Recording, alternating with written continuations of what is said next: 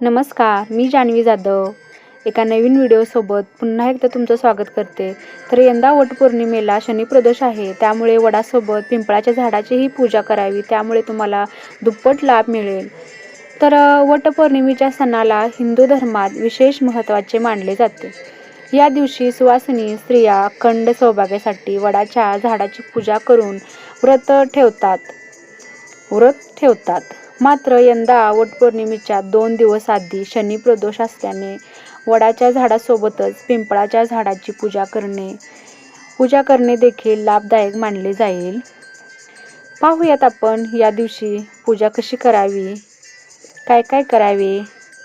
तर वट सावित्रीचे व्रत हे सुवासिनी स्त्रियांसाठी महत्त्वाचे मानले जाते. सावित्रीने यमाकडून आपल्या पतीचे प्राण परत मिळवले होते. सत्यवानाचे प्राण गेल्यानंतर सावित्रीने यमाकडे प्राण परत करण्याची याचना केली. यानंतर 3 दिवसांनी सावित्रीचे सौभाग्य तिला परत मिळाले, ते याच वटवृक्षाखाली. त्यामुळे वटपौर्णिमेला वडाच्या झाडाची पूजा करतात. काही जण हे व्रत 3 दिवसांसाठी करतात.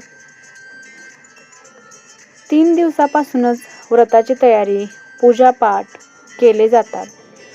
परंतु यंदा वटपौर्णिमेच्या 2 दिवस आधी म्हणजेच 27 जूनला शनिप्रदोष असल्याने हा दिवस अधिक खास मानला जात आहे.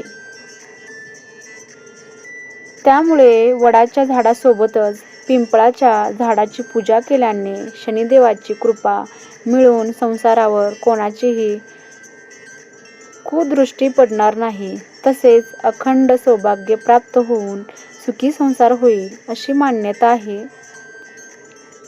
चला तर पाहूयात यंदा वटपौर्णिमेची पूजा कशी करावी, कोणत्या पद्धतीने करावी आणि काय त्याचे उपाय आहेत.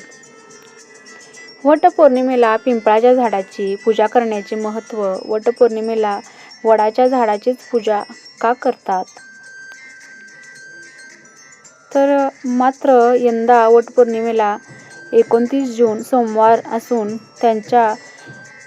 याच्या 2 दिवस आधी म्हणजे शनिवारी 27 जूनला शनिप्रदोष आल्याने पिंपळाच्या झाडाची पूजा करणे आपल्या कुटुंबासाठी शुभ मानले जात आहे.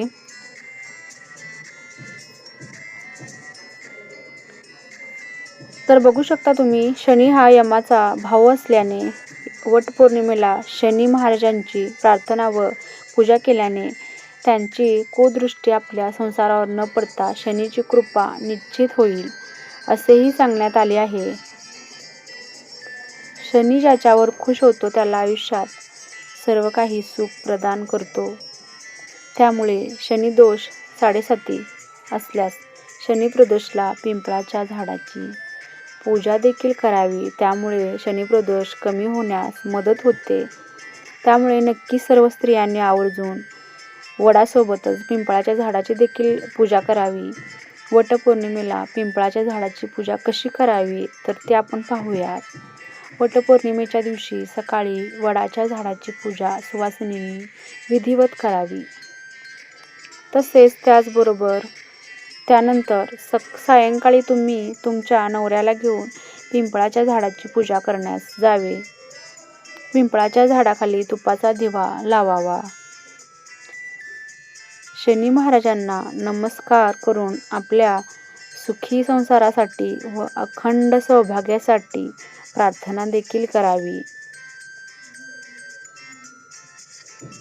त्यानंतर आपल्या पतीसोबत पिंपळाला 11 प्रदक्षिणा माराव्यात. यामुळे शनी महाराज प्रसन्न होऊन कृपा करतात. तर हा असा व्हिडिओ होता.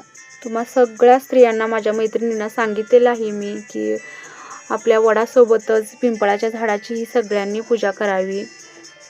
तर हा माझा व्हिडिओ कसा वाटला तुम्हाला आणि ह्या व्हिडिओमधील थोडी जरी माहिती तुम्हाला आवडली असेल, महत्त्वपूर्ण वाटले असेल तर आपल्या चॅनलला नक्की सबस्क्राईब करा. आपल्या चॅनलचं नाव आहे जान्हवी जाधव आणि असेच नवीन व्हिडिओ पाहण्यासाठी, नवीन माहितीसाठी व्हिडिओला नक्की लाईक करा, बेल आयकॉन ऑन करा. तर भेटते पुन्हा अशाच एका नवीन व्हिडिओसोबत. तोपर्यंत सगळ्यांनी नक्की काळजी घ्या.